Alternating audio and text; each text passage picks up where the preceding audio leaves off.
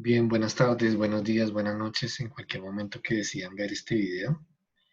Eh, pues tengo la oportunidad de presentarles dos grandes economistas alrededor de la teoría del consumo, como son Veblen y Keynes.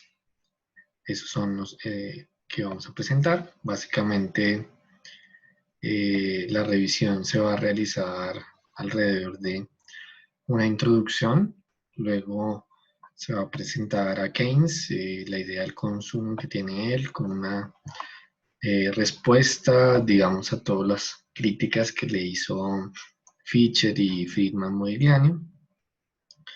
Y a ese equipo de contendores teóricos le vamos a sumar a Veblen como un autor que eh, está en contraposición a esas teorías que vimos antes y pues ofrece unos nuevos discursos y unos nuevos elementos que me parecen fundamentales en el desarrollo de la teoría del consumo en macroeconomía. Luego podríamos comentar brevemente, no lo voy a desarrollar completamente por ahora, y lo elaboraremos en la clase, creería yo, las posibles aplicaciones y luego pues comentar algunas posibles respuestas que estos autores dan a las visiones neoclásicas de los autores Friedman, Modigliani, etcétera, que ya mencioné.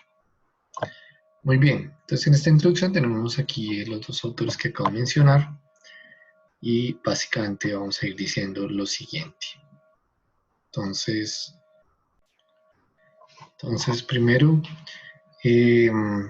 estos autores tienen una visión del consumo macroeconómica, o sea que no tienen esta figura del agente representativo donde a partir de curvas de indiferencia se define el resultado agregado y las conclusiones agregadas, sino que por el contrario reconocen que para que exista una respuesta correcta al problema del consumo en las sociedades capitalistas, pues debe haber por lo menos más de un agente, ¿sí? Entonces, su visión es una visión integral, donde el resultado total del consumo tiene unas características fundamentales. No se habla del consumo de una persona, sino de clases, de grupos o de toda una sociedad en su conjunto. Ese es como el primer elemento. Luego tenemos otro elemento que se refiere básicamente al aporte que hace Keynes, donde se presenta la idea del multiplicador, la idea de la propensión marginal a consumir y de qué rol tiene el consumo en la macroeconomía de la demanda efectiva en condiciones de no pleno empleo ni de ajuste automático. Entonces allí hay una crítica a la ley de Say, hay una revisión de estos elementos micro que parecen ser insuficientes para abordar los temas macroeconómicos del consumo y que por eso en las versiones previas pues se tenía la idea de que la gente consumía más, pero entonces eso bajaba el ahorro y al bajar el ahorro pues el consumo futuro también se afectaba y Keynes digamos que va a dar una respuesta novedosa donde ambos pueden subir, o sea, el consumo y el ahorro pueden subir, no dependen de una relación real estricta y rígida como se ven en los autores neoclásicos. Entonces, me parece a mí hay otro aporte importante. Luego tenemos a Veblen, que me parece a mí uno de los textos que mejor he leído. Yo sugeriría, de los mejores que he leído, perdón, yo sugeriría que lo lean completo. Digamos, es un autor que recomienda incluso a un literato como Borges, eh, diciendo que de los mejores libros que ha leído en general, uno clasifica en economía y es La teoría de la clase ociosa, que esta es mi edición. Ustedes han leído seguramente un capítulo de este libro, pero habría que leerlo todo. Este es el libro que uno debería leer en la teoría del consumo cuando se la enseña. Tiene una revisión histórica, tiene una revisión sociológica. Yo creería que si alguien encuentra una explicación contundente de cómo es el consumo en las sociedades capitalistas modernas es Veblen. Encuentra los rasgos esenciales del consumo y entonces allí su aporte. Por supuesto, estos dos autores han servido de inspiración para otros en la presentación de efectos multiplicadores, el caso del consumo, que recibe impulsos del gasto público o de las exportaciones, etc. Entonces, digamos que ahí habría algunos aportes. También está la aplicación de Veblen, que le han hecho en varias ocasiones y que en definitiva, un momento, es que en definitiva, digamos, mmm, involucra, he visto algunos estudios que se han hecho, demuestran que al emular con una pobre distribución del ingreso, las sociedades empiezan a afectar sus niveles de ahorro, a pesar de que el ingreso aumente. O sea que Veblen puede responder perfectamente lo que los autores como Friedman y Modigliani llamaban el enigma del consumo. ¿Sí? Ese también parece como fundamental. Bien, vamos a ir con Keynes. Y aquí tenemos, me parece a mí, la estructura de toda la teoría general de Keynes, del libro de la teoría general de Keynes explicado en un diagrama. Entonces, yo sugiero, digamos, que lo expliquemos desde abajo hacia arriba y mitamos la parte que, pues, relevante para nosotros, que es el consumo. Entonces, de abajo hacia arriba va a ser con esta versión de dónde sale la tasa de interés. La tasa de interés sale del equilibrio entre oferta y demanda de dinero, pero a su vez esta tasa de interés se compara con lo que Keynes llama la eficacia marginal o la eficiencia marginal del capital, que es como la tasa de ganancia esperada de un proyecto o de los proyectos en promedio en la economía. O sea que cuando las empresas proyectan sus ganancias, están diciendo, no, pues yo espero ganarme en 10% este año sobre esta inversión. Eso es la eficacia marginal capital, una economía monetaria. No es la productividad.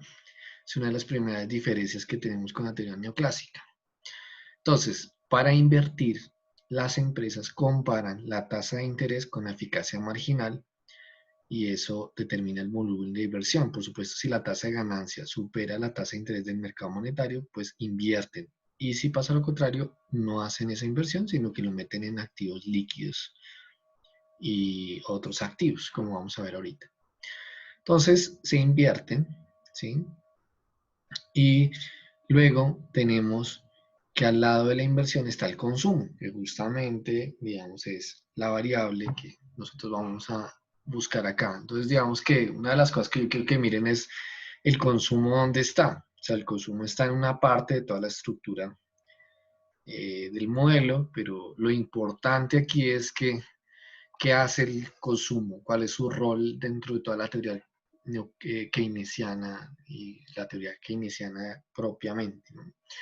Entonces, el rol que tiene es el de multiplicador. Si ustedes recuerdan de sus cursos previos de macroeconomía, la propensión marginal a consumir hace parte del multiplicador y el multiplicador simplemente me dice a mí, digamos, cómo un cambio en la inversión se amplifica muchas veces aumentando la producción. Entonces, como que la empresa hace una inversión de 100, eso le cae un ingreso a otro agente, el que recibe ese ingreso va y lo gasta, pero gasta una parte en consumo, digamos la mitad, 50. Entonces, ese 50 fue inducido por el 100 inicial, por eso se llama efecto inducido. Y cuando va y gasta 50, ese gasto lo recibe otra persona que se convierte en su ingreso. Y cuando esa persona recibe ese ingreso, se gasta la mitad en consumo, o sea, 25, y así sucesivamente. Eso es lo que llaman el efecto multiplicador. Y ese efecto multiplicador es el papel que tiene el consumo, amplificar lo que suceda con la inversión y otros componentes de la demanda agregada. El consumo, el consumo en Keynes, a través del multiplicador, mostraría cómo la interacción con otros agentes, no puedo tener una explicación de un agente representativo. El multiplicador me permite a mí entender cómo la interacción con otros va amplificando el proceso a través de una secuencia de un gasto inicial, ingreso, gasto en consumo, ingreso, gasto en consumo, ingreso, gasto en consumo de los agentes que van recibiendo esa oleada de ingresos. ¿Listo? Entonces, ¿cuál es el papel del consumo? Pues el del amplificador, hacia arriba o hacia abajo de las condiciones de demanda agregada. ¿Listo? Bien. Luego, si usted suma consumo e inversión, lo que va a tener es la demanda agregada, que para Keynes es la que determina el volumen de producción y empleo, el principio de demanda efectiva. Entonces, cuando usted ya tiene el PIB y ya tiene el consumo aquí, pues lo restan. Entonces, Y menos C le da el ahorro. El ahorro no es una decisión de nadie, sino que es un residuo macroeconómico. O sea, lo que se decide es el consumo. Y luego el consumo es una inversión, decide cuánto demanda y cuánto producción. Y cuando yo sé la producción, yo sé el ingreso de la gente y con ese ingreso yo defino cuánto se va a ahorrar. El ahorro es una decisión, no es una decisión, es un residuo después de que se tomaron las decisiones, digamos, de consumo y de inversión. Después está la idea del ahorro, como lo explicaban estos manes, Friedman, Modigliani, etcétera, Fischer y cualquier otro clásico. Pues que es la decisión de un individuo, aquí lo que resulta es que es un agregado, entonces habrá gente que puede ahorrar y otros que no, a pesar de que planeen, no todos pueden ahorrar. Y otra cuestión adicional es que para que exista ahorro debe haber un buen nivel de producción, y no hay un buen nivel de producción si la gente no consume. O sea, el consumo y el ahorro aumentan en lugar de sustituirse, ¿no? Y eso lo vamos a ver ahorita de manera importante, porque en la teoría keynesiana el gasto es el que genera el ingreso. Entonces, si nadie gasta, no hay ingreso. Y si no hay ingreso, pues entonces no se puede ahorrar. Y al revés, si la gente decide ahorrar mucho, pues no hay gasto, y si no hay gasto, pues el PIB se cae, y si el PIB se cae, pues el ahorro no se puede dar en el agregado, y mucho menos individualmente, ¿sí? Digamos que es eso. Parte del ahorro la gente coge y lo mete aquí, o en moneda, o en bonos. Y esta parte que va en bonos, pues va y se gasta en inversión. Sí, aquí podría haber hecho yo una flechita, pero pues lo señalo con el cursor, ¿cierto? Entonces lo que tenemos es que una parte del circuito de ahorro se vuelve a meter en la producción a través de esto, si es que uno considera que eso va y financia actividades productivas. Pero hay una parte que queda debajo del colchón, que la gente conserva en efectivo, de liquidez, y ni siquiera rinde intereses, pero por seguridad.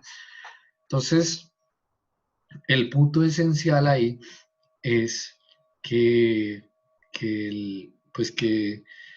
parte de la condición de que la demanda pueda mermar está en que la gente conserve efectivo, o sea, que no gaste bienes. Eso es parte de lo que Richard Koh llama crisis de balances en Japón. Entonces la gente tiene el dinero y va y paga deudas y no compra bienes, entonces la demanda agregada siempre está como reprimida y el crecimiento económico japonés pues lleva mucho tiempo estancado.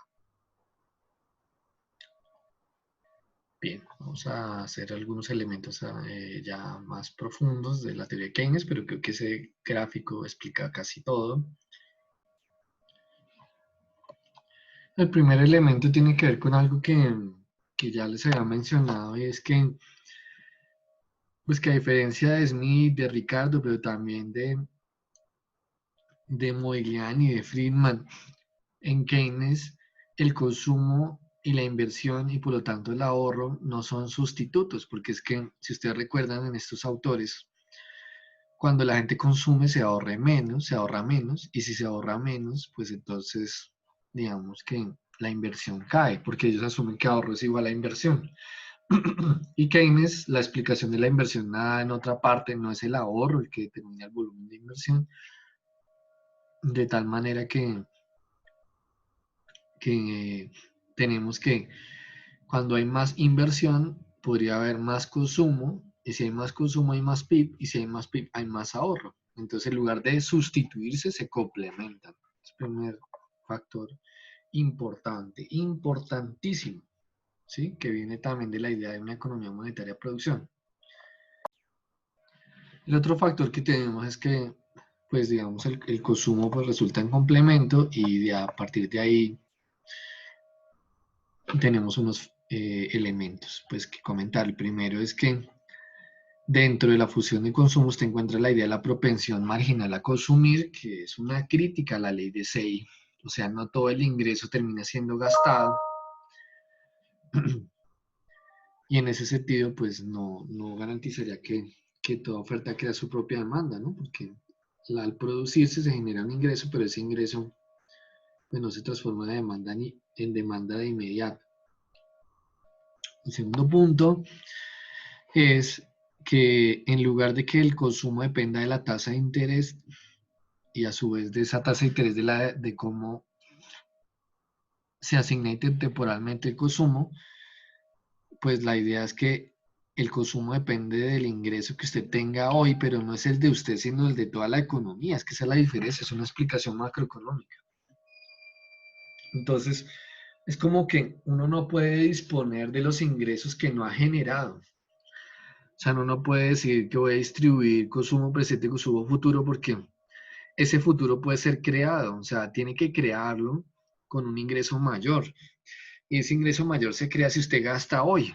O sea, que la secuencia intertemporal es gaste hoy para que tenga un buen ingreso mañana y no ahorre hoy porque si no genera un gasto disminuido hoy y el ingreso va a ser más corto mañana, por lo tanto va a ahorrar menos. Eso digamos que es como uno de los puntos interesantes de Keynes.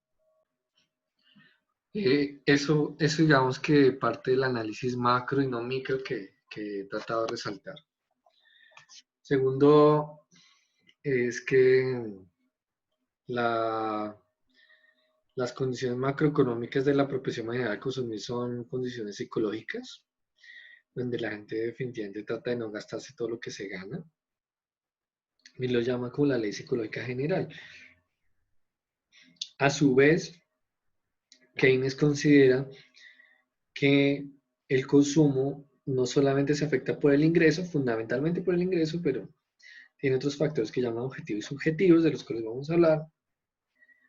Luego tendríamos la idea del multiplicador como una de las variables claves en condiciones de desempleo.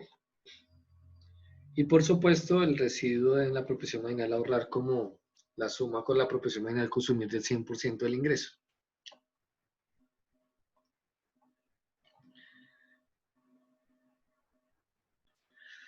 Bien, en esta parte vamos a presentar entonces el consumo, la función de consumo, donde dice que C está en función de Y, y este Xi es la propensión marginal a consumir, que así lo denotan en la teoría general de Keynes. CW significa que está en términos reales, está deflactado por unidad de salario. O sea que todo está medido en términos de empleo. Es como cuando usted divide por un IPC para que le quede todo en términos reales a precios constantes de un año. Esto sería a salarios constantes de un periodo tan.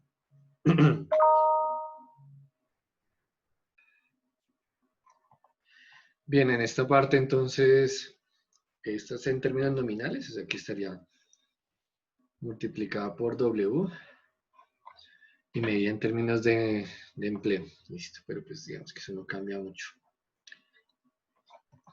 Bien, ahora, ¿qué vamos a decir? Es que cuando Keynes utiliza YW, pues realmente está pensando en el empleo y para él el empleo es N, ¿no?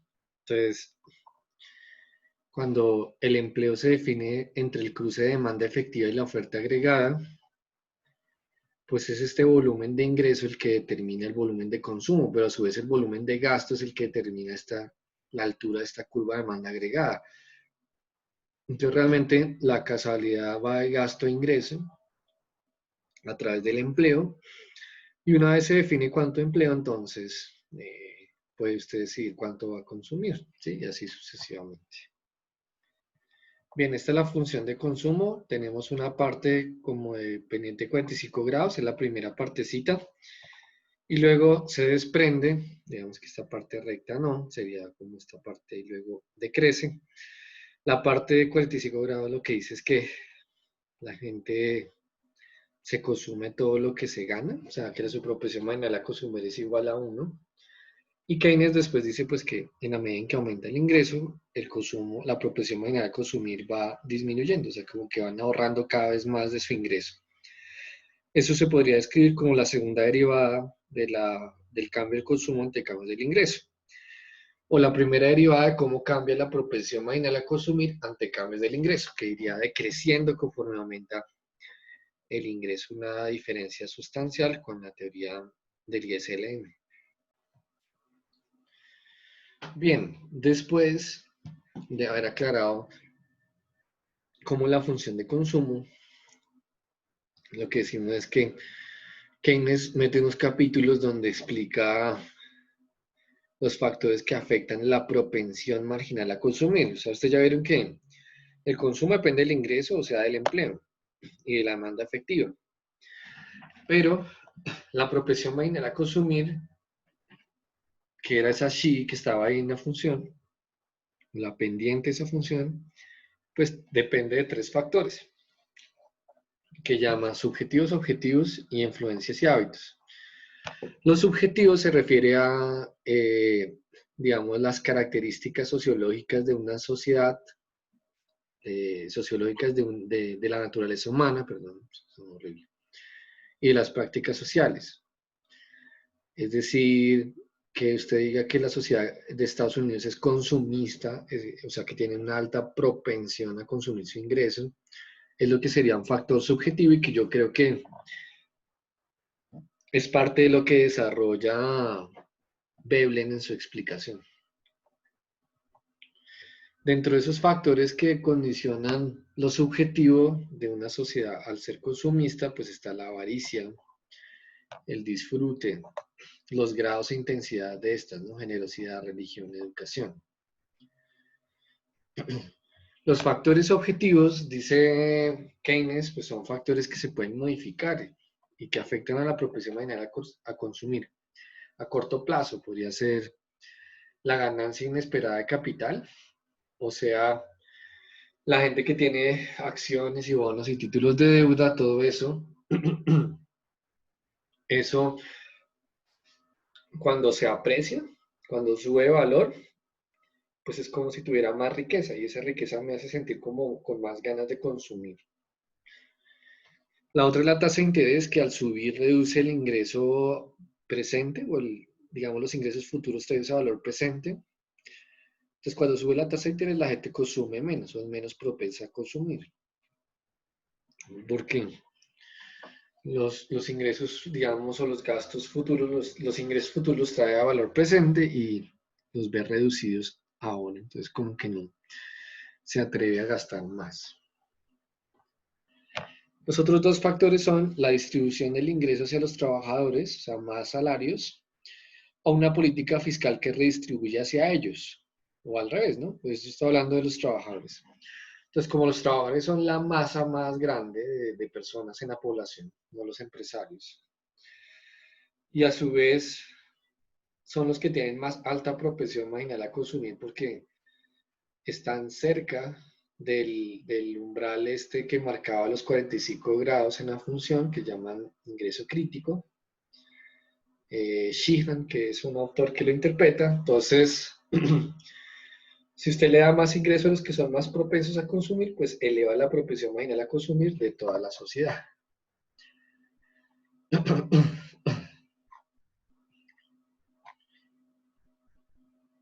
El quinto es la idea de que el ingreso agregado y el ingreso neto sean grandes en diferencia, pues a la diferencia estaría en la diferencia entre este y el otro es la depreciación.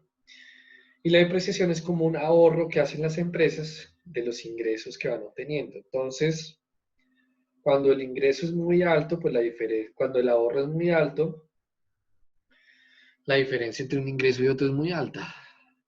Pero que el ahorro sea muy alto significa que se está gastando menos y en principio podría generarse menos propensión a consumir, digamos, bienes y servicios. Y esos serían como los factores que afectan la propensión marginal a consumir. Gráficamente nosotros veríamos eso a partir de la referencia de la gráfica que es esta, que es medio curvita y luego se torna de 45 grados.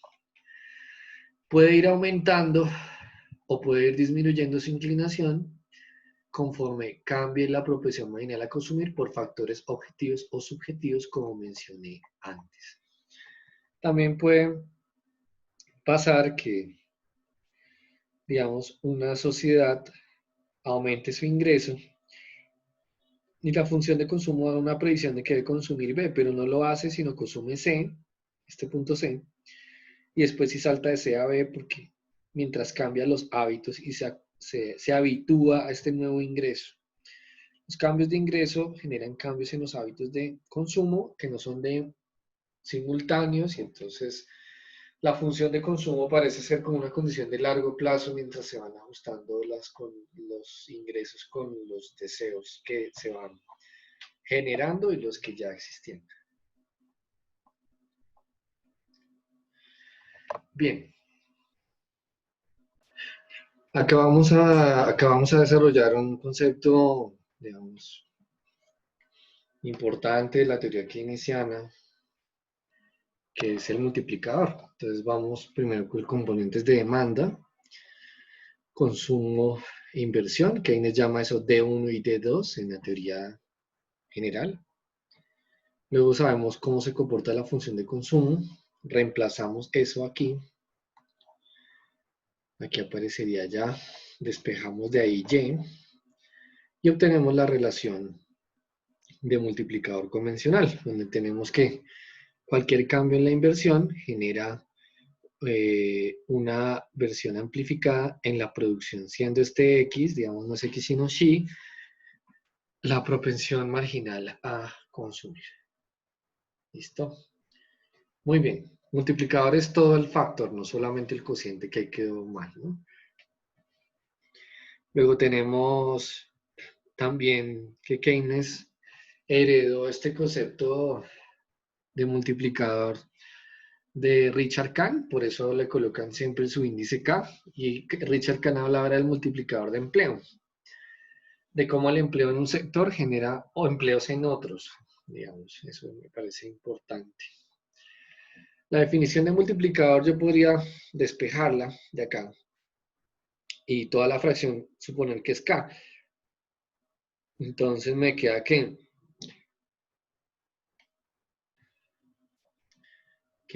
cómo cambia, cómo reacciona la producción de equilibrio ante cambios de una variable autónoma, ¿cierto? Y lo que me parece más importante acá es resaltar el rol del consumo. O sea, lo que permite la multiplicación es el consumo. Yo, como les decía al comienzo, si usted gasta en inversión 100, la producción crece 100. Si la producción crece 100, aumenta el ingreso 100.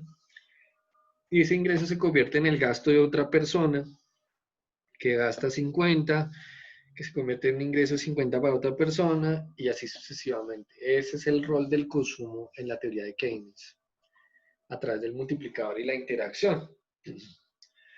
Keynes habla de la paradoja de la pobreza en medio de la opulencia y se refiere al hecho de que los países ricos son países que tienen una propensión marginal a consumir baja, o sea, un multiplicador bajo también. Y entonces, para mantener el pleno empleo, el cambio en la inversión o tiene que ser muy grande o tiene que ser complementado con mucho gasto público. O pasa que en los países chicos cualquier cambio en la inversión genera grandes fluctuaciones en la producción y el empleo porque la propensión marginal de consumir es grande y el multiplicador también. Esa es como la paradoja. También hay en Keynes una paradoja que se llama la paradoja del ahorro, que ya la he mencionado tras bambalinas en el sentido de que si usted aumenta su ahorro, pues no hay problema, pero si aumenta el ahorro de toda la sociedad, habrá menos gasto Y si hay menos gasto, hay menos producción, y si hay menos producción, hay menos ahorro. Entonces la gente ahorra menos cuando decide ahorrar masivamente. Y esa es la paradoja que habría allí. Bien, para el caso del ahorro, como les dije, pues es un residuo. Una vez se sabe el Y, pues eh, este, este RO determinaría la proporción marginal a ahorrar. Debe ser la relación inversa a la de consumo. El ahorro arrancaría de acá, mientras que la gente no ahorre, pues en el ingreso W que habíamos puesto ahorita de 45 grados. También hay que recordar que la suma de las dos propensiones pues debe dar 1. Y en definitiva pues lo que tenemos es que en Keynes el ahorro es, digamos, el residuo dependiente del resultado macro y no tiene que ver con una decisión individual, ni tampoco por supuesto con la tasa de interés, depende del volumen de empleo y así mismo se puede ahorrar.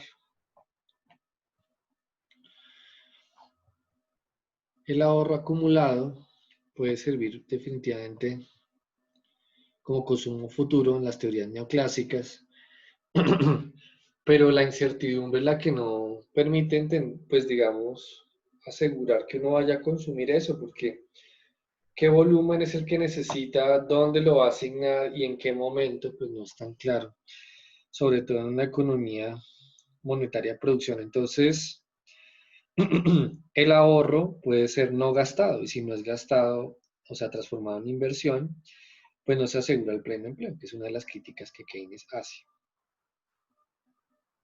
¿Listo? Ahí está.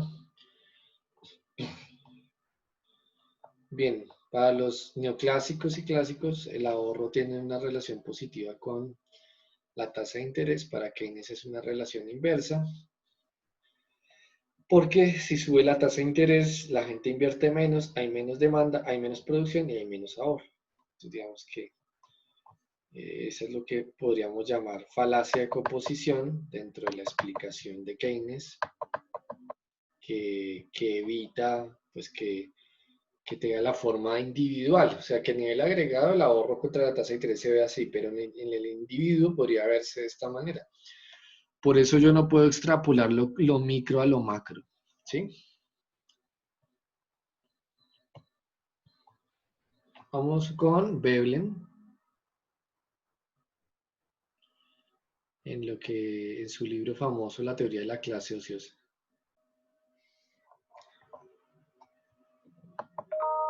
Bien, en esta parte vamos a discutir los elementos esenciales de uno de los autores que yo eh, considero uno de los mejores sobre el consumo. Y entonces, la idea es comentar cuál es primero su hipótesis. Me parece que la, la intención de Veblen es capturar la esencia de los motivos por los que la gente consume. Y yo creería que lo logra.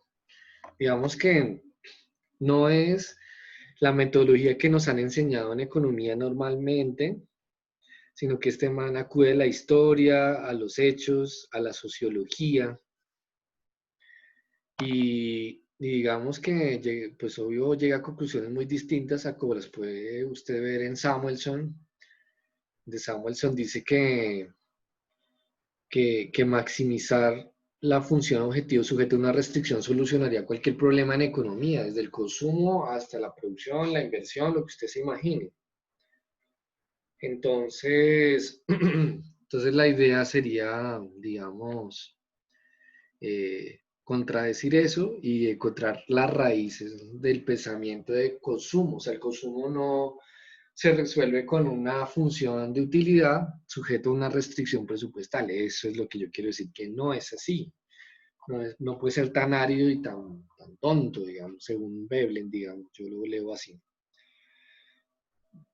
El origen del pensamiento de Veblen viene del excedente, o sea, donde las sociedades generan excedente Y ese excedente nace de la depredación, pues particularmente ambiental, ¿sí? Digamos, y las ganas de obtener prestigio y todo eso, pues nace de depredar y ganar terrenos, robar cosas o robar personas de otras tribus. Entonces, en ese ámbito donde los individuos generan excedente, ese excedente termina generando que consuman más de lo que necesitan realmente. Y a su vez financia otro tipo de actividades que tienen como resultado más el prestigio que la necesidad de la supervivencia. Es de allí donde nacen las religiones, de donde nacen los aspectos militares y los honores militares y ese tipo de cosas.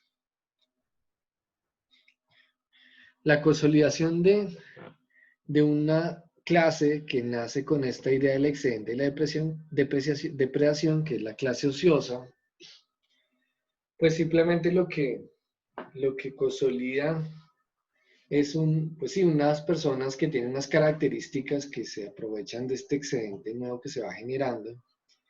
Y es, primero, que esta forma de ver el mundo en la que consumimos masivamente fue impuesta violentamente sobre otros pueblos pacíficos y que eso tiene que ver más con visiones anglosajonas que se impusieron a la fuerza culturalmente, sea a través de lo que se les enseñaba a consumir y digamos es como una forma de colonizar las culturas o eliminarlas.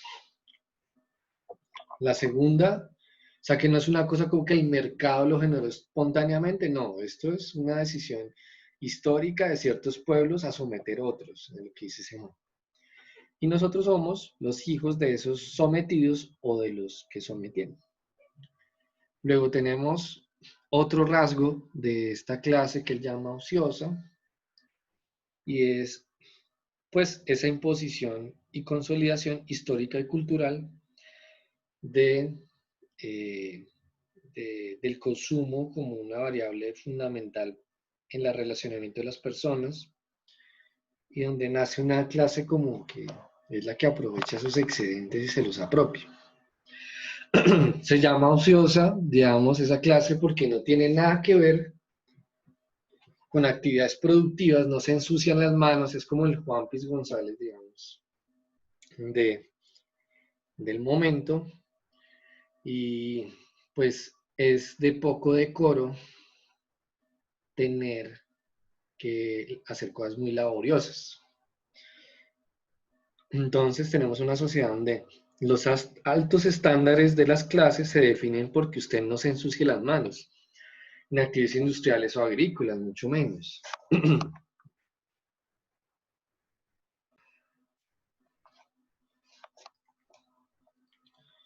Lo otro es que ese excedente que se va generando y que va sucediendo, pues permite que usted haga consumo vicario. El consumo vicario es tener, por ejemplo, un sacerdote que usted sabe que no produce nada, pero que le da un mecanismo de validez ante el resto de la sociedad de que usted es generoso, por ejemplo. ¿Sí? O sea, es como, es una forma de lavar las manos del que oprime, digamos, es lo que dice Weber. Ese consumo vicario puede ser la religión, pero también podría uno tener un tipo de consumo lujoso y de etiqueta.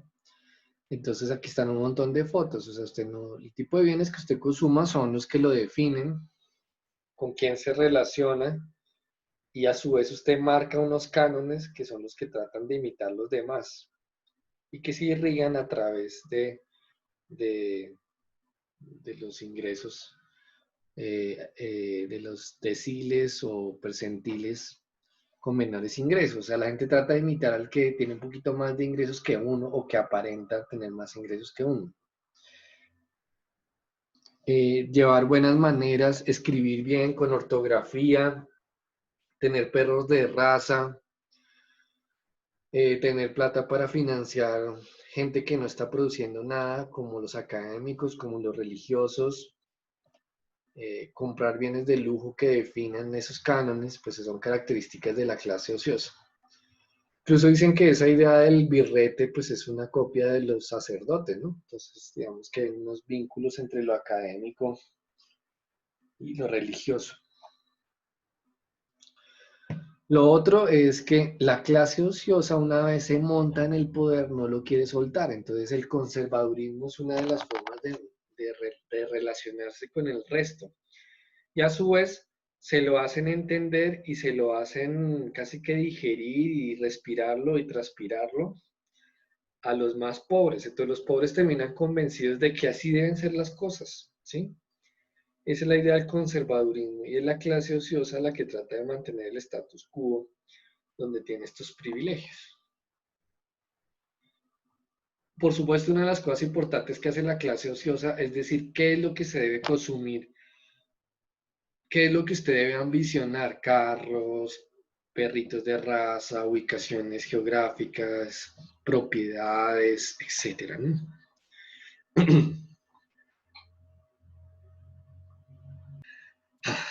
Siguiendo con los elementos esenciales, a Veblen lo enmarcan dentro de la escuela del institucionalismo. Y lo que él dice es que la clase ociosa justamente introduce unos hábitos y esos hábitos que son propios, digamos, de la mente, eh, predominan respecto a las relaciones individuales y colectivas para, pues para, digamos, para poder hacer su intervención en la sociedad. Es decir, que la institución de la clase ociosa es la implementación de unos hábitos de consumo y de prestigio dentro de una sociedad capitalista moderna. Eso, digamos que quedaría mejor. Entonces, para él las instituciones básicamente son esas que mencioné antes, digamos, del prestigio, del reconocimiento, de los cánones de consumo, ¿sí? Este es A, B, C y D que dije ahorita. Pero podría mencionar algo adicional y es que Veblen reconoce que el consumo de objetos es el que permite relacionar los individuos en la sociedad. Y a su vez, es ese tipo de objetos los que la clase ociosa define para que los demás quieran aspirar a eso. Entonces el consumo da prestigio y estatus y ya no garantiza que usted satisfaga una necesidad. O sea, el acto de consumir no es satisfacer una necesidad física, sino de ego y de estatus y de relacionamiento con otras personas. Son esos hábitos que se implementaron de tal manera que dentro de esos cánones usted tiene que caber y ubicarse. Esa emulación en el consumo puede suceder de forma horizontal, o sea, entre élites que son como se copian, pero a su vez las personas de la clase media y baja también van a querer parecerse, el de la clase media a la clase baja, y el de la clase media a la clase alta, y el de la clase alta a la clase super alta. Entonces, cuando se mueven entre clases es como vertical, cuando se mueven, digamos, cuando salta de clase media, baja y alta, eh, y cuando usted se mueve entre clases sería la versión horizontal, ¿cierto? O sea, entre clase alta, los ricos quieren emularse de, si alguien trae una patineta a Estados Unidos, entonces se la compra también, y así. Entonces el consumo realmente es una cuestión de interacción social, de emulación que establece un canon de arriba hacia abajo, la clase ociosa. La educación para la emulación y para la competitividad y pertenecer a ese grupo que quiere cada vez más y acumular más que la clase ociosa, pues termina siendo entrenado a través de los deportes, de jóvenes la educación, la instrucción militar, que luego se transforma en el rentismo, o sea, en la especulación, ese tipo de cosas. Entonces, uno puede educar a las personas para que se vuelvan competitivas y en esa competencia quieran y puedan tener rasgos fundamentales de una sociedad que busca depredar Y depredar aquí es acumular cada vez más y crecer más para consumir más. Y lo puede entrenar uno en esos hábitos que están ahí. Otra cosa que dice Veblen es eh, que hay dos mundos de competencia, una cooperativa y una depredadora. Y en ese sentido el mundo industrial está más asociado a la división del trabajo de Smith, donde la gente compite, pero pues el carnicero o el profesor, cada uno hace una actividad que se complementa. En cambio, Veblen dice que la sociedad funciona de una versión sobre todo lo que emite como canon la clase ociosa es la depredación competitiva. Entonces yo no quiero cooperar tratando de sacar la mayor ventaja, sino quiero sacar la mayor ventaja eliminando al otro, que es lo que algunos llaman como el origen del neoliberalismo, ¿sí? Aquí aparece una serie de tablas que resumen el libro de la clase ociosa, un poquito semejando al primero que hicimos. Entonces, esto lo hizo una chica hace unos años que se llama Tatiana Rodríguez, entonces el mérito es de ella. Aquí lo que podemos explorar es como aspectos esenciales de la obra de Veblen. Yo voy a tratar de ser muy sucinto. Esta, por ejemplo, me muestra más como el avance histórico de la clase ociosa, esta diapositiva.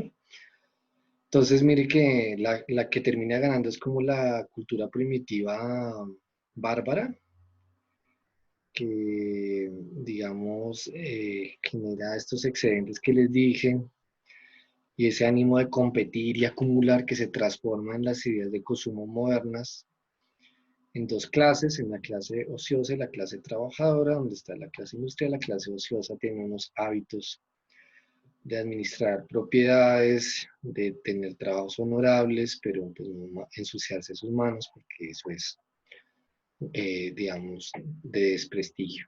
Luego tenemos acá el consumo como la figura central, y en esa idea del consumo, pues, digamos, dividida en tres aspectos históricos de las sociedades donde se fueron generando excedentes.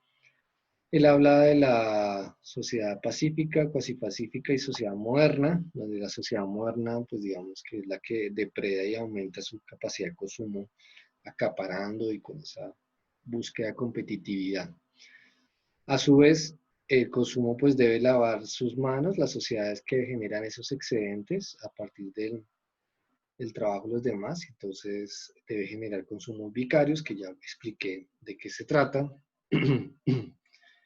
A su vez, el ocio, digamos que se puede distribuir en un montón de actividades que, que digamos, le pueden generar prestigio a la clase ociosa, ¿cierto? Por ejemplo, que usted descanse y no trabaje mucho es una idea de poder y de relación de fuerza en el mercado laboral, ¿cierto? Y le puede dar condiciones de honorabilidad, etcétera. Digamos, ahí ustedes pueden revisar luego. En este cuadrito, entonces lo que tenemos es que la clase ociosa tiene un nivel de consumo que considera honorable, y hay factores como cómo se viste, qué es lo que consume, qué mascotas tiene. Y a su vez manda los cánones de emulación para el resto del sistema vertical y horizontalmente, que son francamente todas estas partes de cánones de la conducta de consumo.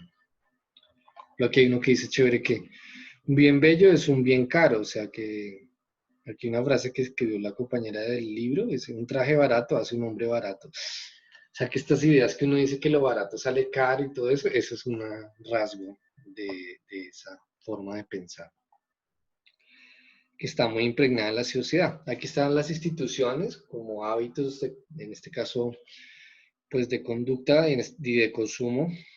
Por un lado, está toda la parte conservadurista o conservadora de la conducta y de la posición social de la clase ociosa. También está que solo las grandes turbulencias generan cambios a las instituciones, y en las sociedades donde está más arraigada la clase ociosa es más difícil hacer esos cambios y esas búsquedas de un mayor espacio para las partes de la sociedad laboriosas que no son las clases ociosas. Digamos que por eso hablan de que está en constante cambio y que a su vez evolucionan de forma natural conforme los individuos se van adaptando a las nuevas situaciones y circunstancias. Aquí tenemos también un montón de relaciones en términos de instituciones y los tipos de grupos que pueden desarrollarse y cómo se han combinado históricamente. La idea de que tenga uno la búsqueda de lo académico, lo religioso, pues es como esta vertiente pacífica que todavía persiste, que él considera como natural en los seres humanos, y la otra que se fue desarrollando en una clase o raza humana, que es la que predomina, donde se va por la depredación y eso lleva a condiciones de desarrollo de intereses individuales, de competitividad, ¿cierto? Digamos que es eso. También la búsqueda de la proeza, y por eso los deportes son una buena escuela para ese tipo de hábitos. Aquí está lo que dije, lo de los deportes, y también un poco lo de que les había comentado de la mano invisible y las ideas de cooperación contra las versiones de, digamos, depredación en la relación de competitividad.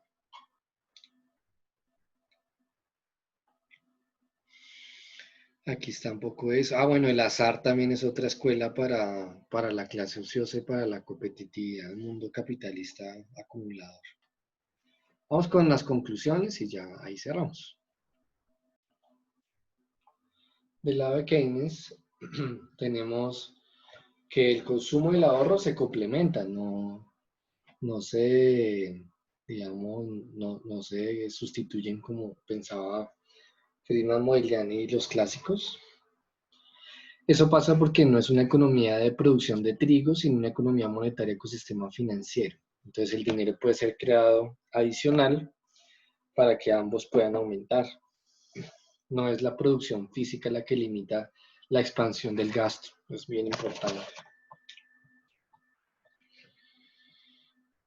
Lo segundo es que el ahorro no es ningún ahorro individual ni decidido por un agente, sino que es el resultado macroeconómico luego de todas las múltiples interacciones en los individuos. Casi que estas conclusiones son las respuestas a los neoclásicos y clásicos que había dicho al comienzo. La segunda es la idea de la asignación intertemporal, pues realmente aquí se debe definir en Keynes. Lo primero que usted debe hacer intertemporalmente es gastar ahora para generar un ingreso en el futuro. Si hace lo contrario y gasta menos porque ahorra, entonces lo que está pasando es que no va a poder ahorrar, ¿sí? Entonces, si usted gasta, genera ingresos y esos ingresos en el agregado permiten ahorrar más. Entonces, el punto es que el futuro no puede ser asignado intertemporalmente porque está por decidirse, tiene que ser creado. Si nos ponemos austeros haciendo caso a estos modelos anteriores de ahorrar, si todos ahorran, pues lo que va a pasar es que va a haber un colapso en el ingreso, en la producción y en el empleo. Que es lo que dice ahí, si ahorro, no gasto y deprimo el ingreso de toda la economía. Que usted ahorre, no pasa nada y hasta está virtuoso y todo lo que decía Irving Fisher, pero es una falacia de composición porque es válido para el individuo, pero en el agregado puede generar un colapso del ingreso y por lo tanto el mismo ahorro, lo cual se llama falacia de composición. Y el ejemplo puntual del ahorro es la paradoja del ahorro. La otra cosa que Keynes introduce de crítica, digamos, y de respuesta a sus contradictores es que para explicar en una economía con desempleo permanente, o no suponer pleno empleo como suponían sus antecesores, pues aparece la idea del multiplicador que necesita de la interacción de muchos agentes, como lo fui diciendo en la presentación.